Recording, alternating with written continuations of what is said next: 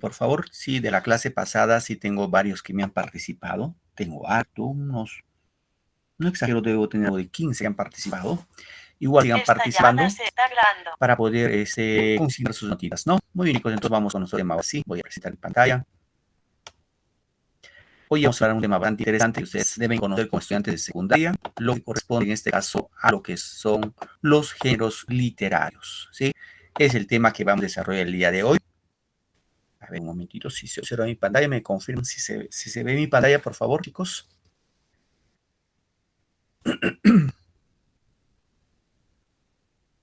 Muy bien, ahora sí quiero, ¿no? Muy bien. Entonces vamos a hablar el día de hoy, reitero, los géneros literarios, ¿ya? Es el tema que nos convoca el día de hoy, recordándoles entonces como nuestro propósito al finalizar nuestra clase debe ser que ustedes deben reconocer cuando leen una obra literaria a qué género pertenece. ¿Ya, chicos? Reitero, por favor, al final de la clase, nuestro propósito debe ser de que ustedes, como estudiantes, al leer una obra literaria digan, ah, esa obra es género tal, género cual, ¿sí? Ese es nuestro propósito. Vamos a estudiar los géneros literarios con sus correspondientes especies. Obviamente, cada género tiene sus propias características en desarrollo. Muy bien. Vamos a hablar entonces como antecedente de lo que son los géneros literarios, ¿no? Recuerden o recordamos un poquito este punto, que los antecedentes de la literatura se encuentra pues en la época de los sumerios, ¿no? La literatura surge en la época de los sumerios, un aproximado de 8.000 años antes de Cristo, aproximado, ¿no? Pero ya en Grecia, recordemos que Grecia es la cuna de la humanidad, Grecia y Roma aportaron mucho a la humanidad, muchas de las ciencias y las artes que conocemos y lo estudiamos en la actualidad surgieron en Grecia y uno de ellos fue la literatura. Por ejemplo, en este caso vamos a encontrar que Aristóteles, un gran filósofo, ¿no? Filósofo así, amigo con Aristóteles, bueno, que aparte de Aristóteles estaba Platón y Sócrates. Aristóteles lo va a denominar a la literatura como poética. ¿Ya, chicos? Reitero, a la literatura simplemente lo denomina poética. Y en la época de los griegos había tres géneros literarios: el género lírico, el género dramático y el género épico. ¿Ya, chicos? Género lírico, dramático y épico. Ahí vamos viendo ya los tres géneros, ¿no? Y por ende se le llama, reitero, a Aristóteles como el primer teórico de la literatura, es decir, el primero que hizo digámoslo, el esbozo, digámoslo, la teoría de lo que era la literatura. ¿Sí? Entonces, partimos desde ese ángulo. Continuamos en este punto. Vamos ahora sí a ver los géneros literarios. ¿Qué son los géneros literarios? Básicamente es un conjunto de categorías, ¿no? Que tienen características muy singulares, a diferencia de los demás, que nos va a servir clasificar o nos va a servir para clasificar a los textos que componen la literatura, en este caso atendiendo tanto en su estructura como en su contenido. Vamos a tener, chicos, 5 géneros literarios. Bueno, aquí les estoy mostrando 4. El último género, ya lo vemos, ¿no? El género lírico, que es el género más antiguo, ¿no?, de la humanidad. El género épico, el género dramático, el género narrativo y el género expositivo. Reitero, son los 5 géneros que se desarrolla en la literatura. Bien, vamos a partir del género épico. Como les dije, es el género más antiguo que se encuentra como dato sobre la faz de la Tierra. La obra que habíamos mencionado al inicio de la clase, la obra de los sumerios, que es el Gilgamesh, es género épico. Entonces, este género es el género más antiguo, pero en la actualidad ya no se cultiva este género. ¿Por qué, profe, ya no se cultiva? Vamos a ver eso, ¿por qué ya no se cultiva este género? A ver, como teoría vamos a indicar que el género épico es esencialmente narrativo, ¿sí? Se narra acontecimientos, hechos grandiosos, fabulosos sobre todo, ¿no? ¿Qué más? Proviene de la palabra epos, esto hay que tener en cuenta, epos, a ver un momentito por favor.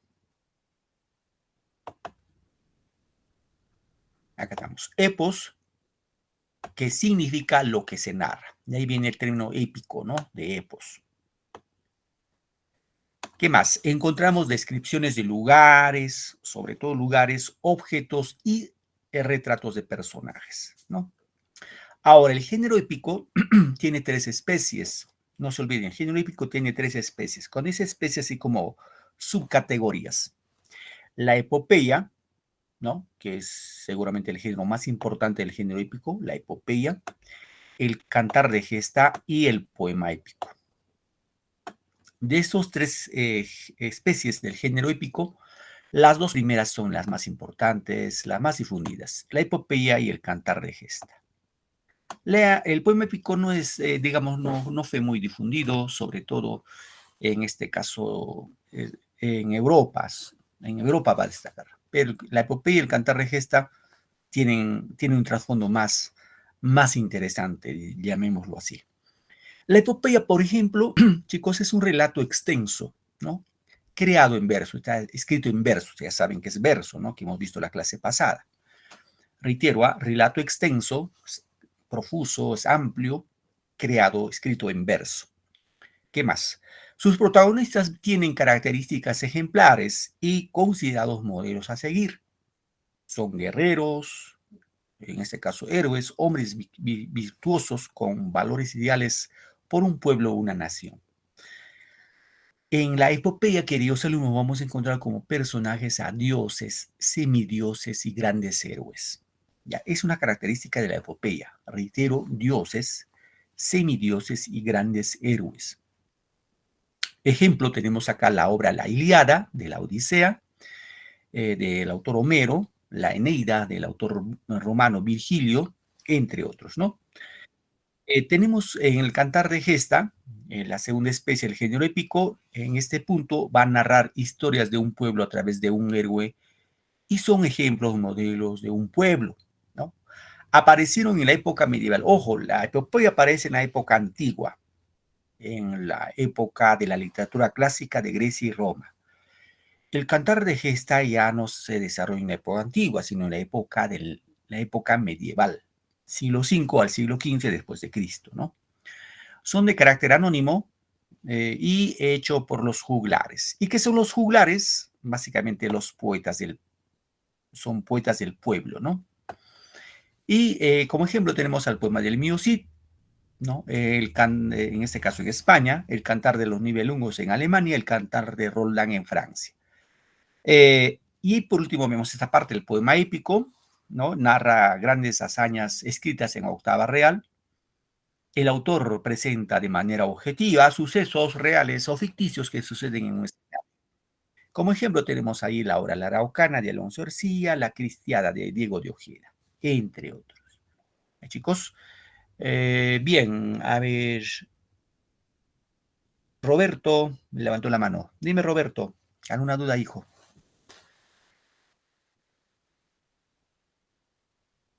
O Saraí Rojas Delgado.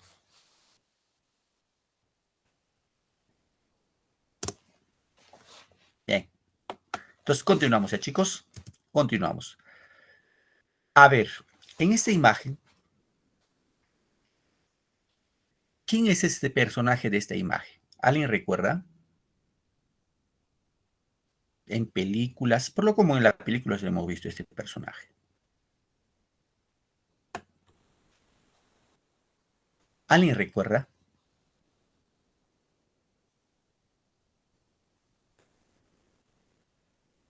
¿No se les conocido? Aquiles. Ajá, muy bien, Davis. Davis, ¿no? Sí. Correcto. Muy bien, es Aquiles. Aquiles, este personaje legendario, corresponde a una epopeya, personaje de la obra La Ilíada, ¿no? Entonces, un poco vamos a ver esa parte, ¿ya? La epopeya, de origen etimológico de epos, que significa discurso poético, y poien, que significa crear. Es decir, la epopeya significaría crear un discurso poético, ¿no? En la cual se va a establecer, narrar un poema largo que describía acontecimientos heroicos. En este caso, ya vuestro compañero lo dijo, por ejemplo, de Aquiles. Ahora, las obras de las epopeyas, por ejemplo, tenemos la epopeya de Gilgamesh. Este es el librito más antiguo que encontramos sobre la faz de la Tierra, más antiguo que la Biblia inclusive, ¿no? Que surgió en la Sumeria antigua, la cultura caldea asiria, ¿no? Tenemos la Ilíada del autor Homero, la Odisea también de Homero, la Eneida de Virgilio, Batracomomaquia de Homero, ¿no? Ahora, este personaje que vemos acá en la imagen corresponde, ya saben ustedes, a la obra la Ilíada, ¿no? La Ilíada. Ahora, por ejemplo, como referencia para que tengan ustedes en cuenta la epopeya, en la obra La Ilíada vamos a encontrar la guerra entre dos naciones, ¿sí? Entre dos naciones. Por un lado, los griegos, ¿ya? Los griegos, y por otro lado, los troyanos, ¿ya, chicos? O sea, la guerra fue entre Grecia y Troya. Ahora, esa guerra duró, de acuerdo a los datos, duró 10 años. 10 años de guerra. Ahora, yo les pregunto, ¿algunos de ustedes sabe, por sus conocimientos previos, cuál fue la causa de la guerra entre Grecia y Troya? ¿Cuál fue el motivo? ¿Tienen idea, chicos? ¿Alguno de ustedes?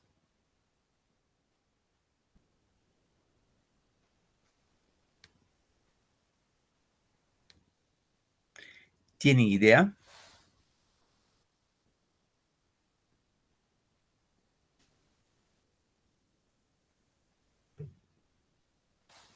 ¿No tienen idea?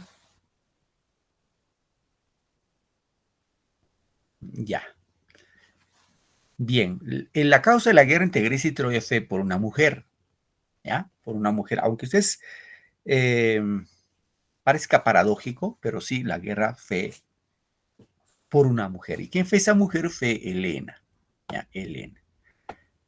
A ver, chicos, eso sí lo saben, ¿no? Helena era de Grecia o de Troya.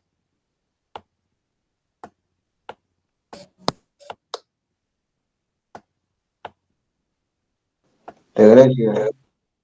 De Grecia, dice. Viviana, ¿qué dices, Viviana? De Grecia. Muy bien, Grecia. Mari. Profesor Troya. Helena de Troya. Troya, profesor. Ah, de Troya, ya. Muy bien. Ahí estamos en polémica. ¿De Grecia o de Troya? Bien, chicos, vamos acá.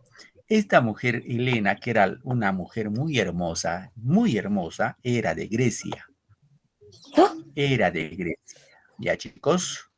Ahora, esta chica, Helena, recuerden que en Grecia, en la Grecia antigua, Grecia, pues en la época antigua era una nación muy poderosa, así como, digamos, ahora Estados Unidos. Y en Grecia habían las famosas polis, ¿no? Y las polis eran, quiere decir, ciudades, y cada polis, cada ciudad tenía su rey. Y todos los reyes de Grecia querían casarse con Helena. Todas la pretendían. Y se disputaban estos reyes el amor de Helena. Entonces, para evitar ese lío, ¿no? Entre los reyes dijeron lo siguiente: vamos a sortearnos quién de nosotros se casa con Helena. ¿Ah? ¿Quién de nosotros se casa con Helena? Entonces, ¿qué pasó? Pasó de que este, ¿qué tenían que hacer? Sacar su anillito y ubicar en un cántaro. Y quien lo daba en el cántaro se casaba con Helena. Y se casó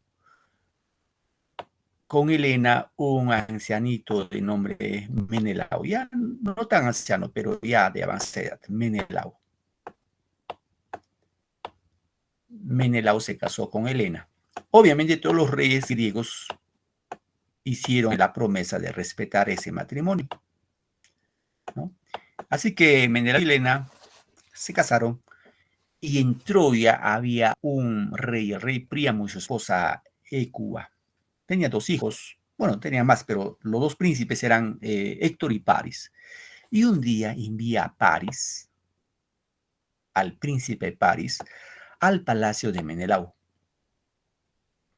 Y en esas circunstancias, Paris la conoce a Helena, también les han dicho que era muy bella, muy hermosa, y se la rapta a la Helena, se la lleva.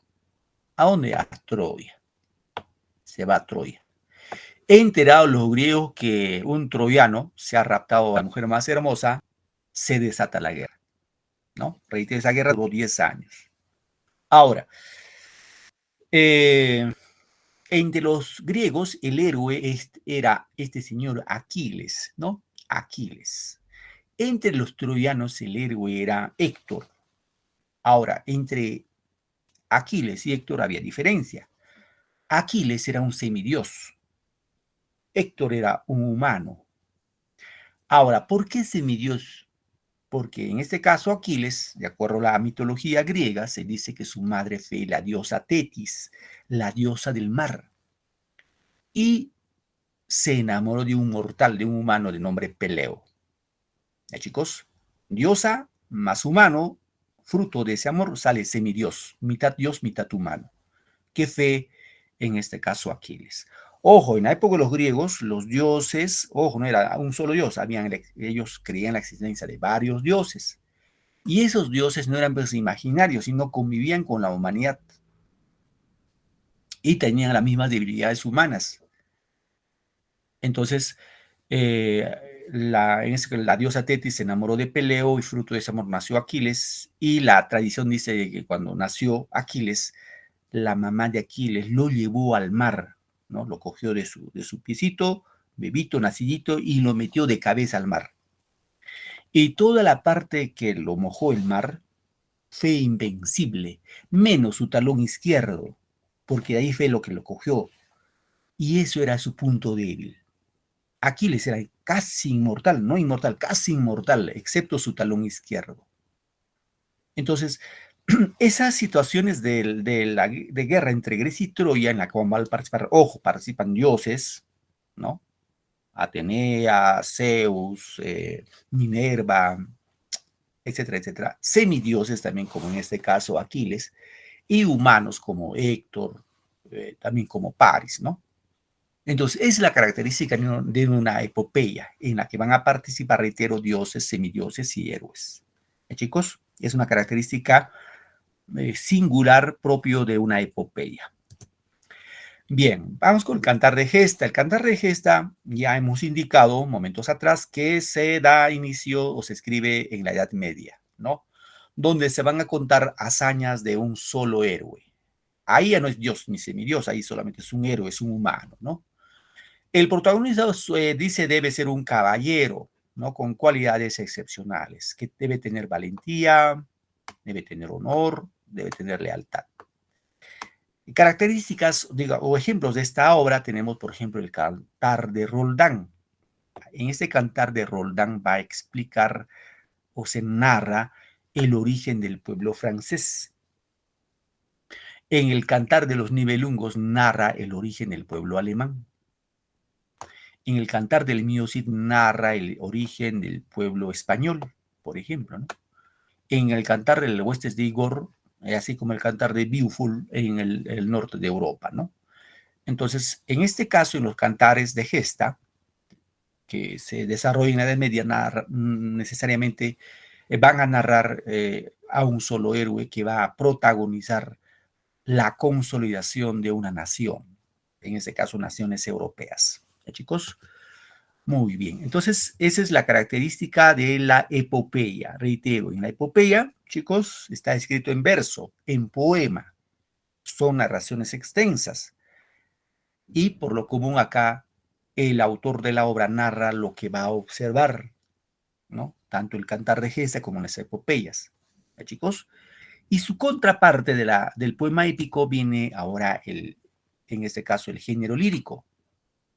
El género lírico es muy diferente al género épico, pero hay una característica que tienen en común. Ambos, tanto género épico y lírico, están escritos en verso. Ya, chicos, no se olviden. El género épico y el género lírico están escritos en verso. ¿Cuál es la diferencia? La diferencia es que el género épico, el que narra, el narrador, cuenta lo que está afuera de él. Guerras de dioses, semidioses, héroes, etc. En el género lírico no. El que narra, narra su mundo interior, lo que siente, su mundo subjetivo. Todos los poemas de amor que conocen ustedes, chicos, chicas, corresponde al género lírico. No se olviden, el género lírico son todos los poemas, las canciones, en la cual el poeta expresa sus sentimientos, sus emociones, y ahí no hay, pues, no hay dioses, ni semidioses, ni héroe, nada. Simplemente expresión de un sentimiento, ¿no? Esa parte tengan muy en cuenta porque acá sí les viene en su examen del género lírico, ahí lo que están con su módulo, revisen. Del género lírico les viene una preguntita. Bien. ¿Qué dice acá? Género lírico. Tiene como característica principal ser subjetivo. Cuando dice subjetivo es pues de los sentimientos. El amor, por ejemplo, es subjetivo porque el amor no se ve. Salvo que ustedes me han dicho, profe, yo le he visto el amor pasando por mi puerta. No, el amor no es invencible, es invisible, no se ve. No puedes definir, ¿no? Es decir, representa el mundo interior o el mundo interno del autor, ¿no? ¿Qué más? Resalta su musicalidad y expresión de los sentimientos. Ahí uno expresa lo que siente. ¿Qué más? Desde la antigüedad se relacionan a los versos recitados con la lira. ¿Qué es la lira, profe? La lira es este instrumento que vemos acá. Tipo guitarra, digo, tipo arpa. Es la lira, ¿no? La lira de los dioses que tiene su origen también en la Grecia antigua.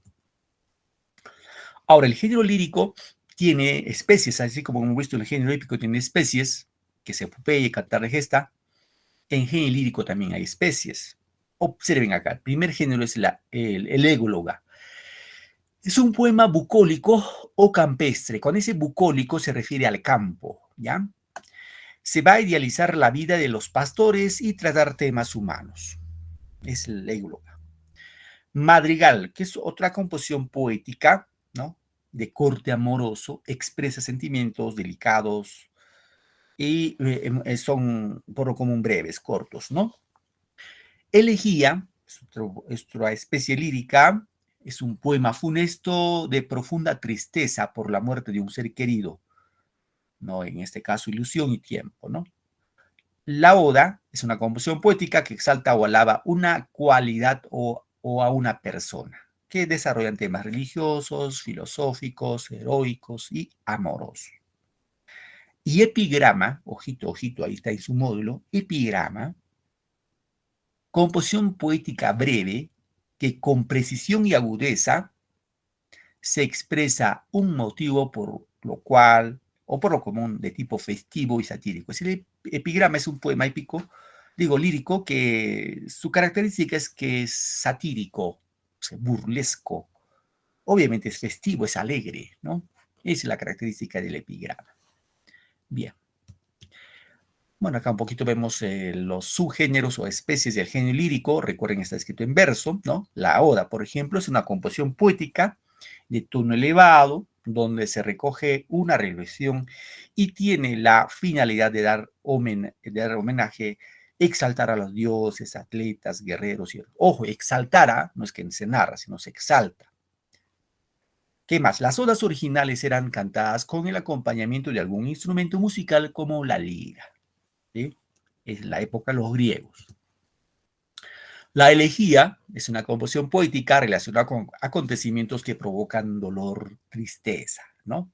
Su origen también es griego. En dicha cultura eran versos que representaban cuestiones que afrontaban la problemática humana, sobre todo relacionado con la inflexibilidad de la muerte, ¿no? O sea, cuando alguien fallecía, se cantaban poemas, en este caso de elegía, que tiene un trasfondo de tristeza, de dolor, ¿no? Égloga, que es una composición poética pastoril, ojo ahí, caracterizado por la idealización de la naturaleza de la vida en ambientes bucólicos y paradisiacos. En este caso, se desarrolla mediante un monólogo. Cuando dice monólogo es conversar con uno mismo. Es, por ejemplo, quizás ahorita en solitos en su cuarto, no lo sé. Y mientras vas escuchando tu clase, empiezas a conversar solito. Es un monólogo, conversar con uno mismo, ¿no? Por parte de un pastor o más frecuentemente con un diálogo. Diálogo es de dos a más personas. Bien, ahí estamos entonces con los dos géneros que hemos visto, el género épico, el género lírico. Reitero, chicos, eso sí hay que meternos a nuestra cabecita. Los dos géneros se escriben en verso. La diferencia en el género épico, el escritor, el narrador, cuenta lo que observa fuera de él.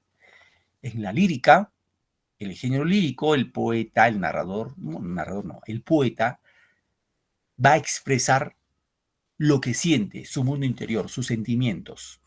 ¿Sí? Esa es la característica bien marcada. Bien, vamos ahora con el género narrativo. Chicos, género narrativo. Este género es el género que más se desarrolla en la actualidad. En el siglo XXI en el cual estamos ahora, es el género que más escriben los escritores. Es el género más difundido en la actualidad. No hay que olvidarlo, chicos. Ahora, el género narrativo, como ya acá indica, narración hecha en prosa. Ojo, acá ya se escribe en prosa. No está en verso, está en prosa. Desarrollo el mundo objetivo. Objetivo también subjetivo, porque ahí hay imaginación, ¿no? Describe situaciones y personajes. Ahora, este género tiene especies, como por ejemplo la novela, el cuento y la fábula. ¿Ya, chicos? Novela, cuento y fábula. Ojo, novela, no me van a confundir con telenovela. Novela. ¿Y qué es la novela? Ojo, entre novela y cuento hay cierto parecido. No son iguales, pero hay cierta similitud. La novela, en este caso, es una narración extensa, es amplia, que presenta muchos personajes y desarrolla varios temas. Ejemplo, Los Miserables, que es una obra de Víctor Hugo, escritor francés, ¿no? Don Quijote de la Mancha, del autor español Miguel de Cervantes Saavedra, son novelas extensas, ¿no? Mientras que el cuento es una narración breve, ¿sí? Narración breve en torno a un solo tema y con pocos personajes. Seguramente han leído ustedes muchos cuentos, ¿no? Por ejemplo, El Trompo, La Cenicienta, El Gato Negro, etcétera, etcétera. Luego tenemos acá la fábula, que es una narración breve con finalidad didáctica. Ojo, cuando dice didáctica es de la fábula, siempre nos da una enseñanza, ¿no? Sus personajes son animales y siempre hay una moraleja. Ejemplo, la cigarra y la hormiga, la liebre y la tortuga, etcétera, etcétera. A ver, un poco para que tengan en cuenta de novela, ¿ya? Pienso que sí cuento, sí lo han leído. Quizás también por ahí alguno de ustedes lo ha leído novela, pero para que tengan en cuenta que la novela, a diferencia del cuento, la novela, reitero, es extensa y el cuento es breve. La novela tiene muchos personajes. Por ejemplo, El Quijote tiene más de 600 personajes. El cuento, por ejemplo, El Trompo tiene 3, 4 personajes, no más. ¿Qué más? La novela desarrolla varios temas. El cuento desarrolla un solo tema. Entonces, ahí está la característica, ¿no? Muy desarrollada. Entre novela y cuento, que son, reitero, las especies del género narrativo que en la actualidad se desarrollan más, se escriben más. Bien, antes de pasar a esta parte, voy a poner un ejemplito de novela, ¿ya, chicos? Una novela, por ejemplo, bastante conocida, es el escritor colombiano Gabriel García Márquez, ¿no? Gabriel García Márquez es un ganador del Premio Nobel de Literatura en 1982. Hay que recordar que en la literatura hispanoamericana solo han obtenido Premio Nobel 6 escritores, si mal no me equivoco. 2 chilenos, Pablo Neruda, Gabriel Mistral, un peruano, Mario Vargas Llosa, un colombiano que es Gabriel García Márquez, ahí vamos 4, un mexicano, Octavio Paz, y en Guatemala, Miguel Ángel Asturias. Son 6 escritores que tienen premio Nobel en Hispanoamérica. No hay más, ¿no? Recuerden que el premio Nobel es el máximo galardón. Es los escritores lo que aspiran más, ganar un premio Nobel, ¿no? Bien. Gabriel García Márquez tiene una obra que se llama 100 años de soledad, ¿ya? Así se llama, 100 años. Voy a poner el número mejor, ¿ya? Para que lo entiendan. 100 años de soledad, ¿ya? En esta obra, en 100 años de soledad, por ejemplo, vamos a encontrar muchas historias, ¿no? 100 años de soledad. Es la historia de de dos primos, ¿ya? Dos primos. Una que es, el primo es José Arcadio Buendía, es el primo, José Arcadio Buendía, y su prima Úrsula Iguarán. Úrsula Iguarán. En estos dos primos surge el amor. O sea, entre primos se enamoran. Pero en el pueblo donde ellos vivían, en Colombia, en la ciudad donde ellos vivían, casarse entre primos era mal visto, ¿no? Era mal visto. Y había la creencia, si se casaban con la familia, con el primo, sus hijos nacían con cola de cerdo.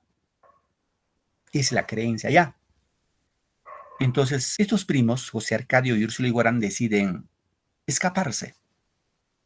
Se escapan del pueblo donde vivían para evitar la habladuría de la gente, etcétera, etcétera. Se van a la selva, a la espesura de la selva. Y ahí van a fundar un pueblito llamado Macondo. Macondo, ¿ya? Ahora, en este Macondo, pues no había más civilización, eran los dos primitos viviendo ahí en la selva, en la espesura de la Amazonía. Pero estos primos no tenían vida de esposo, ¿no? No tenían por qué, porque Úrsula Iguarán tenía miedo, temor de que si pasaba algo con el primo se embarazara y nacía con cola de cerdo. Así que Úrsula Iguarán siempre, todas las noches, se fajaba su pantalón de castidad, no lo sé, se fajaba y no pasaba nada con el primo. Bueno, así estuvieron 2 años. ¿Qué pasó un día? José Arcadio, como en Macondo no había nadie, pues no había nadie. Y un día se va con su gallo de pelea a un lugar lejano de Macondo, ¿no? Se va lejos de Macondo. Y en esa pelea de gallos, el gallo de José Arcadio derrota al contrincante, al gallo del señor Aguilar. Bueno, este señor Aguilar le dice, pues le felicita, le dice, bueno, te felicito por haber ganado la partida, pero así como me has ganado, espero que hagas algo a tu esposa, ¿no? Y entonces José Arcadio dice, ¿cómo sabría yo no hago nada a mi esposa? Regresa a Macondo ya de noche, y encuentra a la prima Úrsula Iguarán durmiendo, ¿no? ¿Y qué hace José Arcadio? Coge su cuchillo y lo desviste a la prima, y pues tuvieron en total de 4 hijos con la prima. Ahora, estos 4 hijos no tenían cola de cerdo, eran normales. Los 4 hijos. La primera generación de los Buendía. Ahora, ya les he dicho que Macondo era un pueblo solitario, alejado de toda civilización. Y ahí empieza la relación incestuosa, el incesto entre familiares. O sea, que no había con quién relacionarse, vivían entre familiares, ¿no? Seguramente ustedes han visto en algunas comunidades de nuestro país en la actualidad. Si ustedes, no lo sé, si algún día visitan algunas comunidades del Perú, van a encontrar apellidos iguales, ¿no? Iguales. Entonces, eso es lo que pasó. Acá empiezan relaciones entre hermanos, en primos, sobrinos. Entre ellos se empiezan a relacionar. Por eso uno de los temas de 100 años de soledad es el incesto. Bueno, pasó por ahí la primera generación, la segunda generación igual ya se iban multiplicando entre los primos y todo lo demás. Luego viene la tercera generación, hubo 4 generaciones de los Buendía. Ahora, en la cuarta generación se dice que nace un niño con cola de cerdo. Una hormiga enorme se lo sube digamos, por la espalda del niño y se lo devora, ¿no? ¿Qué pasa, profe? Viene un viento huracán y lo desaparece Macondo, lo desaparece, lo arrasa. Ahora, ahí si ustedes se dan cuenta, queridos muchachos, chicos, ahí analizamos por qué el título, ¿no? 100 años de soledad. O sea, estos primos que se juntaron en Macondo duró un total de 100 años, ¿no? Ahora, esa es una novela. Obviamente dentro de esta novela, una pequeña historia les he contado, porque hay historias y historias y historias, ¿no? Por ejemplo, una historia nomás dentro de esto, había en la tercera generación, había una chica que se llamaba Remedios la Bella. Esta chica, por ejemplo, Remedios la Bella, era una chica que no tenía pudor, es decir, por Macondo andaba desnuda y no tenía vergüenza. Pero quien tenía vergüenza era su propia madre, quien se avergonzaba de la desnudez de su hija porque no tenía pudor. Así que siempre le dejaba encerrada en su casa. en su cabaña, ni siquiera era casa de cabaña, en la selva, ¿no? Y un día se dice que cuando la casa pues tenía muchos agujeros y caían en la lluvia mucho aguacero, se metía a la casa, era mediodía y Remedios la Bella pues coge agua y se pone a bañar, ¿no? Mientras uno de los obreros estaba ahí arreglando el techo, se pone a bañar. Y el muchacho que estaba pues arreglando el tejado, hace un agujerito y se pone a atisbar, a observar, ¿no? Cómo se bañaba la muchacha Remedios la Bella. Y la chica se da cuenta, le dice, por qué te pones a observar ahí? ¿Por qué no bajas y me observas? ¿No ves mi desnudez, no? Entonces el muchacho, bueno, se mueve los tejados, intenta bajar, al intentar bajar se desnuca, cae muerto al lado de Remedios la Bella. Entonces así es la novela, ¿no? La novela son historias que van contando en torno a un tema, ¿sí? Ojo, reitero, muchachos, en literatura hay que tener amplitud de mentalidad, eso sí. En la literatura todo está permitido, eso no se olviden. En la literatura se permite desde la A hasta la Z. En la literatura no tú puedes decir, está prohibido que hables eso, qué vergüenza, no, no, no, está permitido. Literatura hay libertad para la creación. ¿Sí, chicos? Entonces, una característica en este caso del género narrativo. Muy bien. Vamos con otro género que es el género dramático. Cuando hablamos de género dramático, hablamos de teatro. ¿Ya, chicos? Hablamos de teatro. ¿Y qué es teatro? En este caso, es el arte que une lo objetivo y lo subjetivo, ¿no? Se representan las acciones a través del diálogo y los movimientos, las obras teatrales, ¿no? La obra dramática está creada para su representación. Bien, acá el género dramático tiene tres especies, por favor no te olvides. Tragedia, comedia y drama. Esto sí tiene que saberlo de memoria. Ojo, recuerden que el género dramático también sus orígenes están en la Grecia antigua, ¿no? La tragedia, los protagonistas son ilustres y se ven enfrentados de manera misteriosa contra un destino fatal. El tema es funesto y sombrío, o sea, los personajes principales van a sucumbir ante el destino, en este caso van a morir. Como ejemplo tenemos Edipo Rey de Sófocles, escritor griego, La Orestiada de Esquilo, también griego, Hamlet de William Shakespeare, que es inglés, ¿no? En comedia, que es lo contrario a tragedia, la comedia es una especie de teatro de manera que maneja los temas risueños, otras veces con finalidad didáctica, o sea, de educar, ¿no? Posee un final feliz, lo contrario a la tragedia.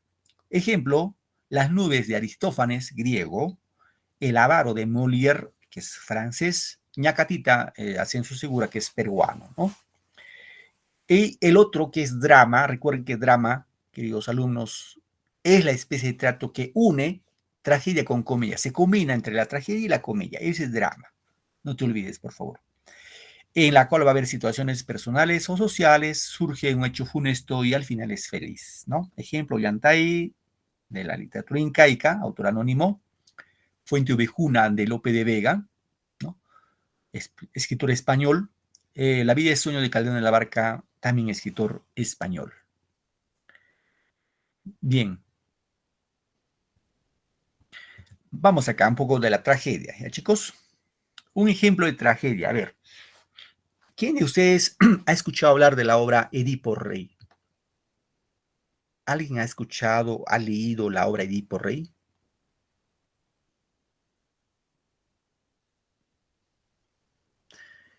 Hola, chicos, ¿se quedaron dormidos, creo?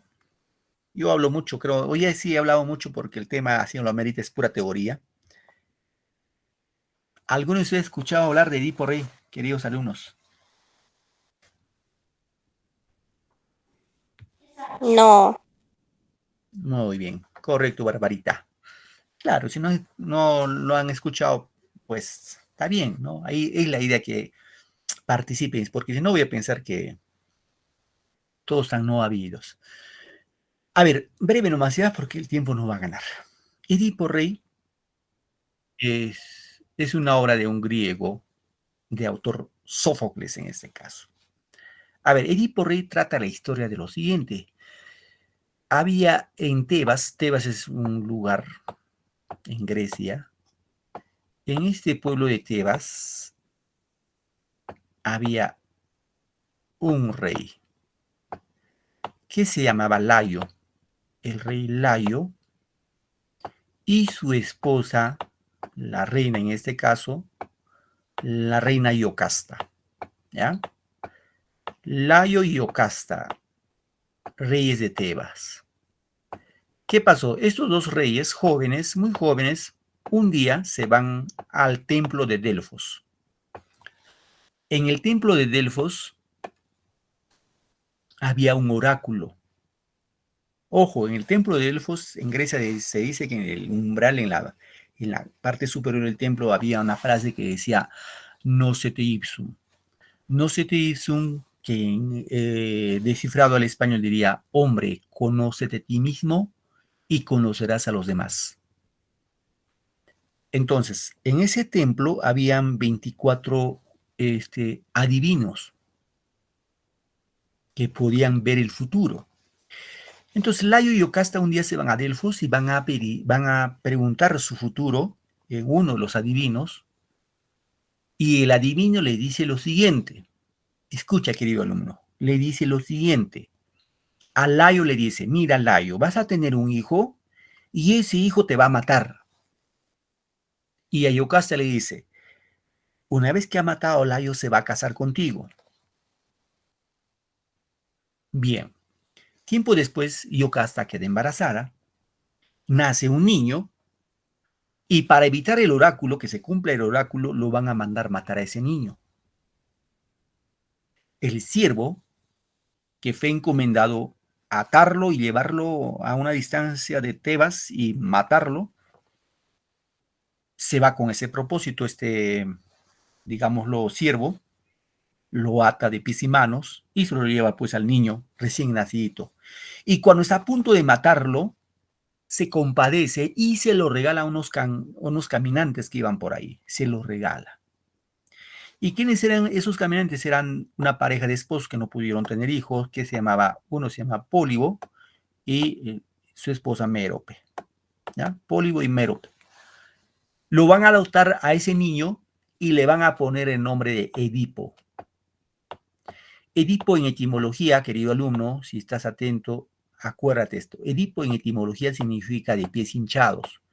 Es decir, como el ciervo lo ató de pies y manos, su piecito quedó hinchadito, el niñito, y como no sabían cómo se llamaba, le pusieron el nombre de Edipo. Así que Edipo nació bajo el cuidado de Pólibo y Mérope. ¿Qué pasó, profe? Dirán ustedes. Tiempo después, Edipo, ya joven, 18, 20 años, se le ocurre irse, en este caso, al oráculo. Y cuando va al oráculo, el oráculo le dice, mira, jovencito, tú vas a matar a tu papá y te vas a casar con tu mamá. Edipo pensaba que su papá era Pólibo y su madre era Mérope. Entonces Edipo dice, bueno, para que no se cumpla el oráculo, yo no regreso a mi tierra, a mi pueblo, no regreso. ¿Y qué hace Edipo? Edipo empieza a divagar por distintas ciudades de Grecia, como un transeúnte, sin destino, ¿no? Pero con el único propósito que no debe regresar a su tierra, a ver a sus padres, ni a Pólibo ni a Mérope. ¿Qué pasó? Se dice que un día Edipo iba por un camino muy angosto y casi es atropellado por un carruaje. En ese carruaje iban 3 personas, un anciano y 2 jóvenes. Se produce una discusión primero en una gresca. Edipo mata a 2 de ellos, solo uno logra escapar. Mata a un anciano y a un joven. Ustedes ya se imaginan quién era ese anciano. ¿Qué pasó luego? Edipo igual sigue caminando y de pronto llega a Tebas.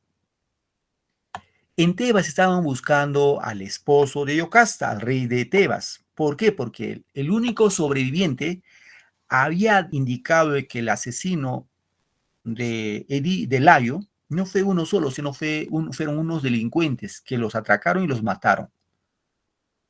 Entonces, Tebas estaba sin rey porque Layo ha sido muerto y Yocasta necesitaba esposo para gobernar su nación. ¿Y qué pasó? Para casarse con Yocasta tenía que romper el misterio de la esfinge. A ver, chicos, chicas, pregunta. Es un acertijo. La pregunta es la siguiente. ¿Cuál es el animal que en la mañana camina con 4 patas, al mediodía con 2 y en la noche con 3? ¿Alguien me puede responder? Si alguien lo sabe, me levante la mano. Repito la pregunta, ¿ya? ¿Cuál es el animal que en la mañana camina con 4 patas, al mediodía con 2 y en la noche con 3? ¿Alguien tiene idea?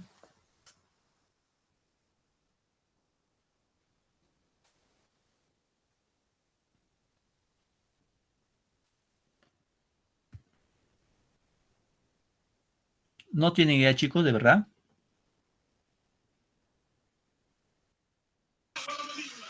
Profesor, no entendí la A ver, voy a pregunta. repetir ya, Viviana. Pregunto.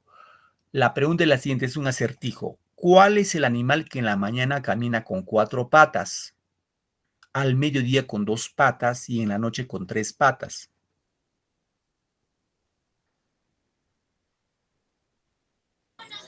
Eh, ¿Sí, alguien quería responder? Vamos, si se equivocan, se equivocan, pues no estamos para participar. ¿Nadie? No existe, profesor. no, Nada, profe. muy bien. Hoy día, dime Jesús. Jesús. ¿El hombre? Ajá, muy bien Jesús, correcto, el hombre. El borracho. Hoy en la noche hacen una apuestita, ¿no? En la hora de cena dices, la respuesta es el El hombre. borracho. Ah, no, no, el borracho, no, el hombre. ¿Por qué el hombre, profe? ¿Saben por qué el hombre?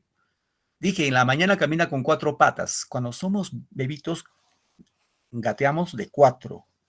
Al mediodía con 2, ya pues, como ahora, ¿no? Estamos el mediodía. Y en la noche con 3.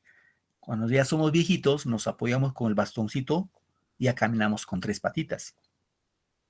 La respuesta es el hombre.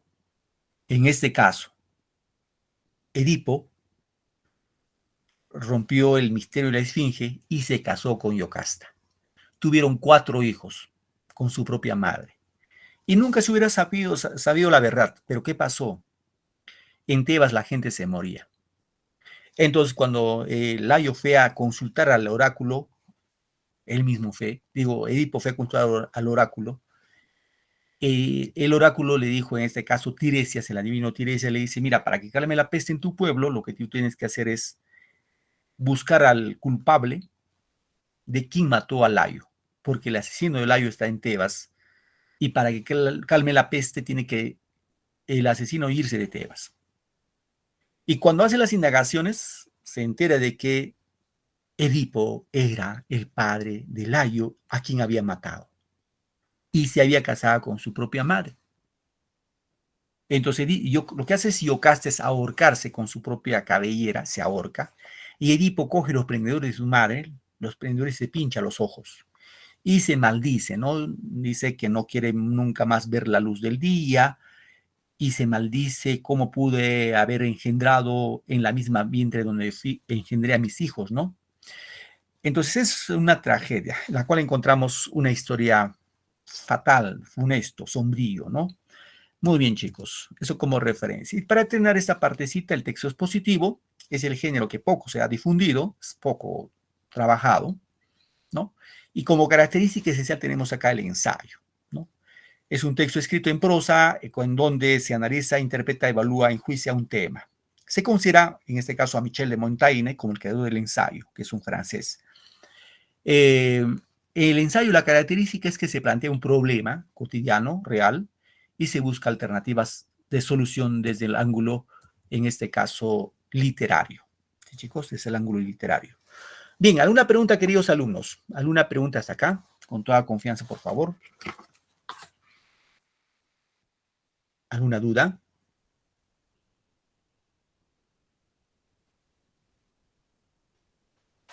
¿Ninguna duda?